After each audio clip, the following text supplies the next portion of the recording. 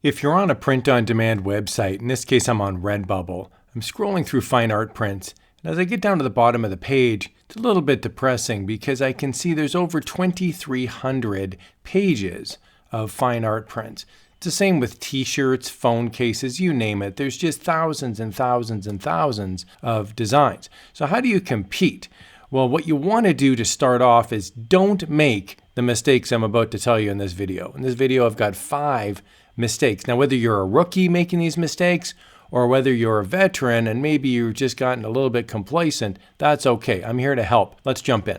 Mistake number 1 is being on too many print-on-demand platforms too early in your print-on-demand journey. So here's an example. I'm on Redbubble, I get all excited, I set up an account, I upload a few designs. And then I realize, oh, there's Displate. Wow, I could sell on Displate as well. And then of course there's TeePublic, and TeePublic's a cool looking website. Maybe I'll sign up on that one as well. And then Merch by Amazon's an option. That's one of the biggest platforms in the world. Well, what about Fine Art America? Fine Art America is pretty good too. Oh, and now there's Teespring. So what happens is you watch a bunch of videos, and then what happens is you get really excited and you sign up on 5, 7, 10 different print-on-demand platforms. Well, what's going to happen is you're just going to kind of fail in all of them because you're going to be bottom of the barrel in each of them. What you need to do to succeed in print-on-demand is you need to upload a lot of designs, and you need to have them be high-quality designs, and you need them to be in niches that people are actually looking for. So it takes time and energy, and you don't want to spread yourself too thin. So I'd highly recommend that you pick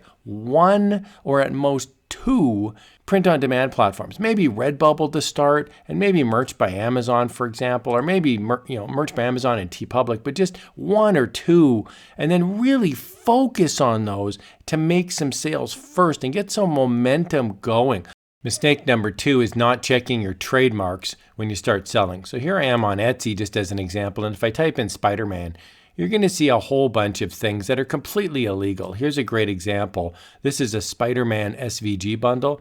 The person selling this does not have the trademark to sell Marvel licensed items. This is not a Marvel licensed item. Here's another one over here on the right, Spider-Man SVG bundle. So just know if you're buying these on Etsy, you are buying an illegal product. It's absolutely not legal. Here's another one. This is a child's room, and this person is selling Spider-Man themed wall art. This is not legal.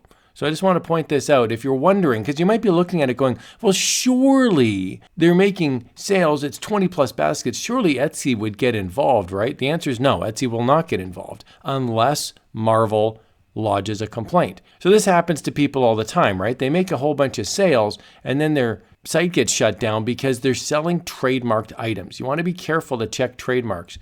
And what I'd recommend is this website called trademarks.justia.com, and you can type in a search for a trademark and you can see if it's trademarked or not. So here, for example, I've typed in Spider-Man and it clearly shows Marvel owns this. There's a whole bunch of trademarks for Spider-Man, posters, storybooks, tote bags, backpacks. You get the idea. Marvel owns Spider-Man. You can't sell Spider-Man stuff. So this is a very common problem that I see. New people will email me and go, what if I make my own art? It's like, no, that doesn't work because you don't own Spider-Man. You didn't create him. You don't own the trademark. So steer clear of this stuff and look for public domain or original art that's witty, funny, rude. You can stake your claim in a different way on a print-on-demand website. Mistake number 3 is not tagging your designs. Here I am on TeePublic. I've typed in a search phrase, funny plumber. This is how most people purchase something on these sites. They'll go to the top and they'll search for something. They're not just going to scroll through your store. They're not just going to randomly look through thousands of designs. They're going to search for something.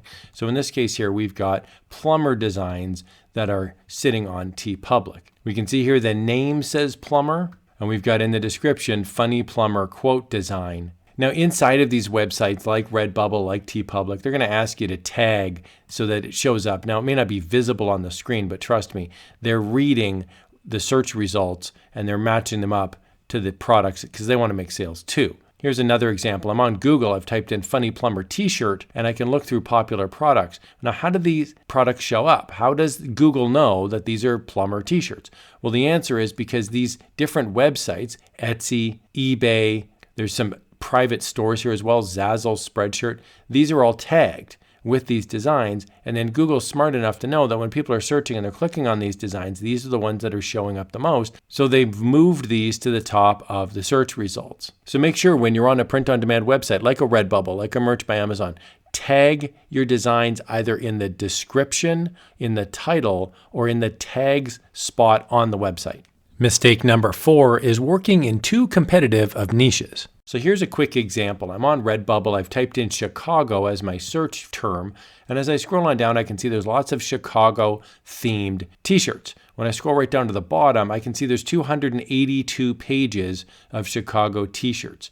The chances of you making a sale in a highly competitive niche like this is pretty low because you have to have a stellar design that somehow nobody else can recreate. And then they need to find it, they need to buy it, and that's how it goes up in the search results. So it's possible, but it is difficult. What I'd recommend you do instead is find different, more quieter niches, tinier niches. For example, there's a little town in Ontario, Canada called Etobicoke. And here is an example of Etobicoke t-shirts. There's some maps, there's some funny ones, there's some Canadian flag ones. And as I scroll on down to the bottom, I can see there's only 2 pages of results. And as you get down to lower results, they may not be exactly what the customer is looking for. Here's a bunch of like nature photographs that might not be what somebody's looking for. They may want something a bit more funny and witty and a little more cool to wear on their t-shirt.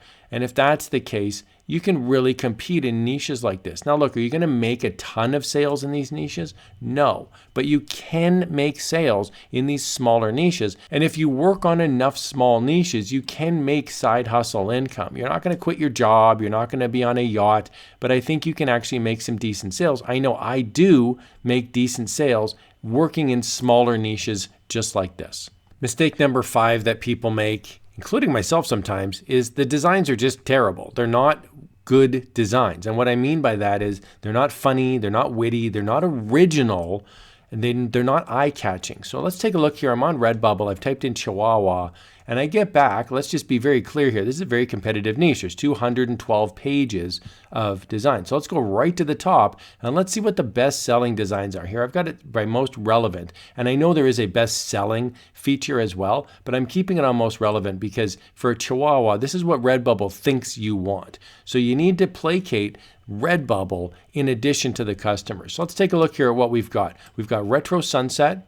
We've got a funny design with a fist bump. We've got something that's a parody design. Here we've got a really good looking, thoughtful, says best friend. And so if you have this type of a dog, it's very meaningful. You'll notice these are all emotionally resonant designs. This one's really funny. Today is not your day, funny Chihuahua design here, right? So look at the designs that are at the top of the search results and ask yourself, what's so special about these designs? They're not just lucky. They haven't paid Redbubble to get advertised up to the top. They don't know somebody on the inside. What it is these are usually funny, witty, very eye-catching designs that are original. They're especially funny ones or cute ones. I love this one here. Look at this one with the Mexican. Like, this is hilarious. So like, this is something that catches my eye as a customer. I'm looking at this going, okay, that's hilarious. And it's super cute. So ask yourself, are you just cranking out mundane vanilla designs? Or are you putting some thought into it and saying, how can I be original? How can I elicit an emotional response? That's what you need to do in order to make sales in the print-on-demand world. All right, I hope you found this walkthrough helpful. Everybody makes mistakes, including myself. And if you'd like to get better at making designs, here's a video that you'll find helpful. Thanks a lot for watching.